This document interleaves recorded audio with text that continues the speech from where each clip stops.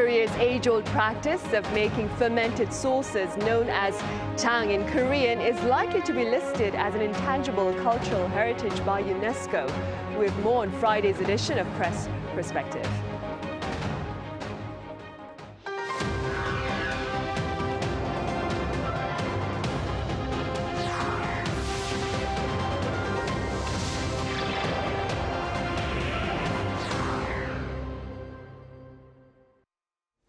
Hello and welcome to Press Perspective for this Friday, November 15th here in South Korea. I'm Min Sunhee. Today we delve into the culinary art of making jang here in the country, which is poised to secure UNESCO recognition next month following a meeting in Paraguay. For more on this, I have Colin Marshall, who has written extensively on Korea and its culture. Colin, it's great to have you back. Nice to be here, thank you. I also have Thomas Maresca, a familiar face and a correspondent for American news agency UPI. Thomas, welcome back. Thanks, great to be here again. Colin, what are the implications of Korea's Jang-Making being added to UNESCO's list of intangible cultural heritage? I think it's one more reason for people to do cultural tourism. One more thing people will be interested to see if they're culture vultures, shall we say. If they feel like they want to get to know the traditional Korea, they'll say, oh, Jang, what is this? Okay, is that about Gochujang? People know Gochujang in the US, where I'm from. People starting to know about Korean sauces. They've seen the hangari. They've seen the actual clay or ceramic containers in which these sauces are fermented. They know kimchi. You know, they want the experience I only had recently, which was to go, I was doing a travel show on Korean TV, to go down to Jirisan and actually have the hanmoni open up, who's running a restaurant, just opening up the hangari and actually feeding me the doenjang from the hangari itself. You know, I thought, I really am having a Korean experience. And I've been here almost a decade. That was the first time. So I think people, they want to get a taste of what's in the hangari themselves. Right, for sure. Thomas, these trends, as Colin just pointed out, actually, she used the word gochujang. And the trend of using Korean words to describe Korean things is expanding, I understand. So gochujang, as Colin was saying, is called gochujang and no longer Korean chili sauce, as I used to explain to my friends some 20, 30 years ago. Do you suppose this trend itself holds a greater significance?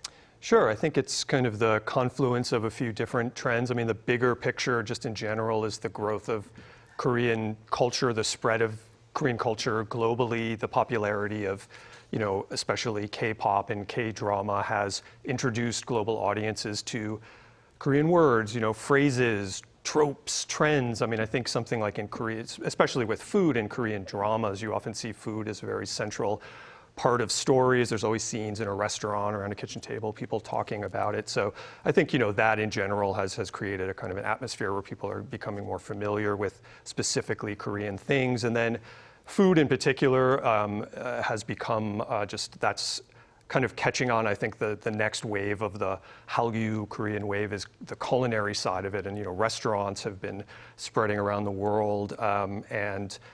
Something like ingredients, the growth of using gochujang or something where, people are, it's become like a trendy, hot sort of condiment or ingredient in cooking around the world. And, I think it also, is partly driven by, there's an awareness of, various government agencies and manufacturers of, a kind of a consciousness about globalizing Korean, it happened with culture and products. I was reading something about gochujang where, once the sort of popularity started to emerge, the manufacturers here were kind of conferring. There was something, it's the Korea, what was it? I wrote it down. Something like the Food Research Institute, where, they kind of conferred to figure out a scale of, how spicy or hot it is, so they could kind of label that, and figuring out how to package it, maybe combine it to make it more appealing to wider audiences, and sort of like in supermarkets, not just specialty stores. And I remember interviewing a big kimchi manufacturer 7 or 8 years ago, and it was the same kind of thing, like how can we get it into just regular everyday shops, and it was sort of like mild, medium, spicy, hot, almost packaging it like something like people were familiar with, like salsa or something like that. So I think, that's a big part of it. And we've seen, I was going to say a couple of years ago, the OED, the Oxford English Dictionary, added a huge, tranche of Korean words, kind of reflecting just how popular and global Korean culture had become. And, a lot of those were actually food-based words as well. It was like banchan and bulgogi and things like that. So, yeah, I think, this is certainly a product of this overall trend. Right. Was mukbang included in this? Yes, it was as well. Mukbang, right? It was. Yeah. Colin, Jang-Making, it's no longer as common within households as it once used to be, and quite a number of critics have pointed to the presence, or the growing presence of cultural erosion here in the country. What are your thoughts on this? Yeah, I've heard Korean friends my own age complain about going to visit their parents and having to do gimjang around this time of year, isn't it? And why do we have to do this? We can just go buy kimchi that comes from China in the grocery store or what have you. But I suppose every tradition is, I heard this put once by a writer in Mexico. Culture is a survival strategy. Culture is about strategies for survival. Every tradition, an element of a culture, comes from it being a good way to survive in that society under those conditions. It's all downstream of economics and technology and how a society is structured. So the traditions that were present in Korea 50, 100, 200 years ago reflect what that society was like. And so if traditions are going away, that's a reflection of just how fast Korea has changed. And traditions, of course, they never go away entirely. Pieces survive in what succeeds them. People still eat gochujang. Maybe they don't necessarily make it at home, but they're aware of what it is to make it, aware of the tradition, and they might go somewhere to specially experience it at some cultural tourism site, even Koreans themselves. But if a society changes, and Korea has changed so much, traditions become museum pieces in a way, for good or for ill, because that can mean they get preserved in some form or other. When a tradition becomes an intangible cultural asset, intangible cultural heritage, there is an effort made to keep it as it was and to show people, to show future generations how it was done before. Right, and for sure to raise greater awareness about it across the globe. Thomas, what can you tell us about the coverage of Korean culture, traditional culture that is, by the media, as opposed to coverage of its pop culture? Well, it's also growing. I don't think it will ever get the kind of coverage that a BTS or a Squid Game gets. I mean, that's just what people in general are interested in. But with the Korea's continuing emergence on the global stage, there's just more coverage of things in general. There's more stories and more angles people are looking for. And certainly within the kind of the culture and tourism space, you're seeing more and more types of stories that are kind of looking for other sides of Korea other than the kind of obvious ones maybe. I was thinking about the Korea Tourism Organization this year. I went to their sort of launch event for their campaign this year, and it was like New Jeans were the spokespeople, but their whole angle was like the Korea that Koreans know, and it was how to get underneath the surface of searching on Google, this is really the food we eat, these are the places we should go, or these are some of the off the beaten path type things. So I think Korea's already getting to this point where it's known at such a level now that, there's another side that people are exploring. But as far as traditional culture that's covered, I do think the food has probably been the biggest one that has gotten like a lot of mainstream interest and coverage. And I think that, that has an appeal that is possibly as big as some of the other pop culture things. I think a little bit to the point of preserving traditional culture versus maybe adapting. And I also get the sense there's, an attention to things like areas in design or architecture, clothing, that sort of stuff, where it's not so much, like the traditional hanbok or something, but designers are making contemporary versions of it. We're seeing sort of Korean architectural vernacular, maybe traditional vernacular entering modern architecture. I was recently on a little press trip to Jeongbuk National University, where they've started a Hanok architecture course, and some foreign journalists and I were writing about that, and it's a whole undergrad and a graduate degree for design, how to build them and how to sort of adapt them for modern use. So there are just all these, there are definitely various elements of the traditional culture that are kind of making its way into the conversation in various permutations, just as part of Korea's kind of bigger global profile, I think. Right. I believe one of our panel sessions actually did cover efforts by the young to kind of preserve Korea's Hanok, right, for the future. Yeah. Thomas, Colin, that is, Korea, it's among the top 10 countries with regard to the number of intangible cultural heritage as recognized by UNESCO. And Korea currently has 22, and once Jang-Making is added after a meeting in Paraguay next month, it will rise to 23. What do you believe, Colin, are some of the common factors among the countries at the top of the list? Right, I was surprised how many Korea had when I really saw the whole list, but looking at the list of countries, you see China up top, I think, you see France, you see Turkey. One element these have in common, to my mind, is that they have a sort of, each has a strong civilization. We speak of Chinese civilization, we speak of French civilization, certainly, with many things come to mind when we think of those civilizations. Turkey is sort of a gateway between the East and the West. Like, it's where civilizations meet. So this sense of Korean civilization is one I'm always bringing into conversations, and I think we can see Korea as civilizationally distinct in many ways from even its next door neighbors geographically. You know, when I was first getting into Korean, the Korean language, Korean food in the US, I would go to Korean restaurants and feel like, you know, I don't know really what Korea is. I know it exists, I know it's a country. I can feel that it's not China and it's not Japan. This is something different. I'm in a Korean restaurant in America, but you could feel there are many ways that this is unlike the Asian countries that were then better publicized, I suppose. So the Korea being a civilization, I think, will become more recognized as a result of all this. Maybe, you know, Korea genuinely has a place among the top UNESCO heritage claimers, shall we say. Right.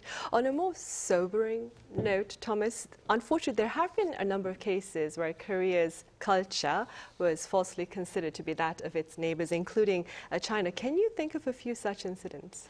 Yeah, I was going to mention this as one of the areas that traditional culture has been covered by sort of the foreign media and mainstream press. But yeah, there have been a few, several really high-profile kind of, you know, to-dos between mostly Korea and China. You know, a big one was there was a kind of a kimchi furor in 2020 that was basically the ISO, International Standard Organization, set out some guidelines around pao kai, which is a Chinese salted fermented vegetable. And this was, yeah, in 2020. And, you know, it was even, the guidelines even specifically said does not apply to kimchi, but the way it was covered in the Chinese media sort of referred to it as, you know, kimchi standards, you know, as defined by China or something. You know, like it was sort of presented in that way as you know, kimchi is just an offshoot of a Chinese product. And it caused a huge uproar here. I mean, even the Agriculture Ministry responded to it, but really online is where all of these things take off. But there have been several. There was a show that got canceled very quickly. It was called Joseon Exorcist, and it's, you know, it had King Sejong eating like Chinese mooncakes and preserved eggs, things that weren't, I guess, historically accurate to that time. And that really got viewers angry. They boycotted advertisers. The show got pulled after a couple of episodes. You know, another one was the Beijing Olympics opening ceremony in 2022. There was a procession of performers wearing supposed to be like traditional ethnic costumes from China, and there was a woman in a hanbok, you know, and it was sort of presented as, oh, this is a part of Chinese culture, and that also just enraged, you know, Korean viewers. And in a lot of ways, it does feel like it's this tempest in a teapot kind of thing. They seem like very small issues, I think, from the outside perspective, but you can see, you know, it's kind of two colliding cultures at this moment in time, where on the one hand, you know, I think China has become a lot more assertive, just, you know, in many ways, but about recognizing its own traditional culture. I mean, for years it was sort of sidelined after the Communist Revolution, but it kind of came back as this, under Xi Jinping, as this, you know, sort of Chinese dream and pushing Chinese culture, but in a way that has been aggressive and kind of off-putting. And at the same time for Korea, as Korea has been, you know, establishing its greater and greater presence on the global stage, you know, there's also a sense of, you know, holding on to and pride in cultural patrimony. And there's, you know, a history of even just being in this neighborhood of bigger countries around, you know, and the Japanese colonial period sort of looking to erase Korean culture. And, you know, there's a long history with China. So I think, you know, it touches a raw nerve in Korea as well. And, you know, there was geopolitical strife between Korea and China around this time, you know, around the THAAD missile defense deployment, where China ended up boycotting a lot of Korean products. So, you know, there's already bad blood, and this just exacerbated it. And, you know, but as many things, it just went in the blender of social media and has really become, you know, became quite a hot issue. Right, it did. Moving forward, Colin, apart from Jang-Making and Ganjang, which you mentioned earlier, the making of kimchi, which has been recognized as a UNESCO Intangible Cultural Heritage back in the year 2013, I believe. Is there any other Korean tradition or culture that you would like to share with the rest of the world? Well, Thomas mentioned the architecture, this Hanok architecture, literally Korean house. And it's funny because you'll hear Koreans say, what's the big deal about Hanok? Like, we don't really live in them. Some Koreans do live in Hanok still, some richer Koreans, shall we say, but the majority do not. And so they're saying, oh, well, we live in big apartment complexes. Why do foreigners have such interest in Hanok? But I think the way that Hanok use space is actually, there are certain foreign countries where it could actually be quite suitable. Like, to learn the lessons of Hanok, you could apply them to countries where there's a bit more, where people live a bit more spread out in the way that maybe Koreans used to. So I think Korean architecture could be a point of interest, a point of entry for many Westerners or foreigners in general who haven't yet, if they weren't won over by Korean food, they might actually like traditional Korean use of space, traditional Korean building and that sort of thing. So I tend to bang the drum for that when I can, but I don't live in a Hanok either. Right, neither do I. Colin, as part of efforts to better promote the country and its culture, quite a number of policymakers have often spoken about the importance of internationalizing Korean heritage. Now, I understand you're not a fan of this policy. Well, do you care to explain your views? I think that reputation probably comes from an interview I gave a magazine one time in Korean, and it was then translated into English a bit more bluntly than I might have intended to say it. But yeah, I think the idea of internationalization, if we interpret that as meaning to present Korea or alter it in ways that suit the broadest variety of foreign tastes, that strategy may not be ideal in the long term, because if you look at the example of the United States, tastemakers there who are into foreign things, they always want something authentic, always the most authentic, always want the real thing, And of course, in the US, recently the New York Times published a recipe for Gochujang caramel cookies, so it's not necessarily all the time they want something authentic. Get creative too, but the sense of I don't want something watered down. I don't want a foreign experience tailored to an outsider. I want the real thing. I want what Koreans eat. I want to live how they live to the extent possible. I want to experience the things they've experienced. That I think draws. It may not draw the greatest number of tourists, but it does draw the most influential tourists, the most influential visitors. So yes, you can present Korea as if it is a place that is equally appealing to all foreigners, but we know that isn't true. Some will be more attuned to it than others. So I think best to present Korea as it is, and then the people who are of the cast of mind to appreciate Korea, to sort of savor what it has to offer, Gochujang and otherwise, they'll be attracted, and you don't really have to worry about the rest. But that's not necessarily the policy, I understand. Right. And Thomas, what are your thoughts on the idea of internationalizing Korean culture? Well, I think, it depends on what different aspects of it. The culture side, I was going to say the thing that came to mind is there are some elements maybe from more of an everyday life or sort of trying to create a business or a financial environment that attracts, there's been this drive to sort of try to make Seoul more of a global financial hub. And there are big challenges still to that. And some of it is just, there is a kind of a insularity to some of the way the banking system here works, and some of the I think a lot of foreigners maybe that spend time here realize certain things can be challenging to just get invested in, like getting a bank account and having a phone plan, and so I think there in that regard, like something, the Seoul city government had announced a plan to make Yeouido, like the financial sort of district, more of an English language hub, or to offer services in English language, and something like that I can understand as an element that could be beneficial to Korea's growth. I mean, yeah, as far as culture, I don't get the feeling like Korea has really given up too much. I mean, I think it still has a very strong cultural identity. I mean, I think Korea has also been very savvy and mindful of how to globalize the appeal of some of its culture. So, I mean, in that way, it is, it's becoming something new, perhaps. I mean, something like K-dramas and K-pop.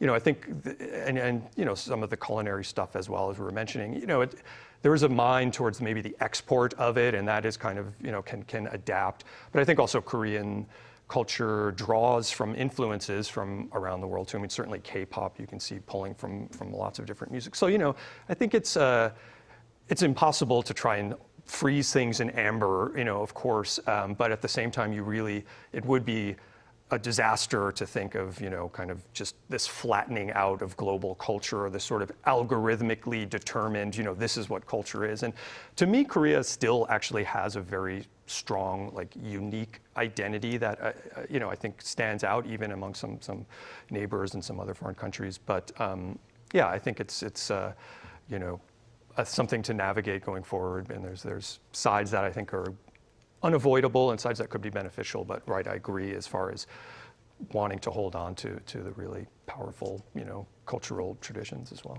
Right, then let's give Colin the million-dollar question. Colin, what do you propose to better promote all things Korean, while at the same time, of course, preserving their unique traits, but broadening their global reach, of course? In a way, you know, as I say, I would say keep it as it is. Don't change too much. You know, make Korea accessible, but accessible to foreigners who, you know, want to put in a little work on their end as well. You don't have to make Korea an effortless country to come to, because I don't think that could happen anyway. I mean, I would hate to see Korea become one of these countries that is essentially one big airport terminal or a special economic zone. I mean, you know, it couldn't become that anyway. As I say, I think there is a distinct Korean civilization, and you really only have to not turn away people who are interested. You don't have to roll out too many red carpets for them. So I say the more, almost maybe I'm thinking in too American a mindset, but almost if there is a little bit of a barrier you have to get over, if it seems like it's not easy, you have to get used to certain things, you know, you have to be adventurous. If Korea is presented that way, which I think it has been for a long time, that's also the best way forward. Like, the country should be a place where the foreigner has to meet it on its own terms to a degree. You sort of meet in the middle, right? Because if, you know, a theme park is a theme park, there's not a lasting interest you can cultivate about a theme park usually. But I think if it feels like there's a genuine set of cultural attractions that have been cultivated over a long time, and as a foreigner, you can also participate in them if you put the effort in. I think that's probably the best way to go. Right, efforts from both sides. Then. Yes. All right, Colin, thank you so much for your insights today. And Thomas, thank you very much for your time and Thanks thoughts. so much. Thank you. Right, well, that ends this week's editions of Press Perspective. Thank you for watching. Have a great weekend. See you same time next Monday.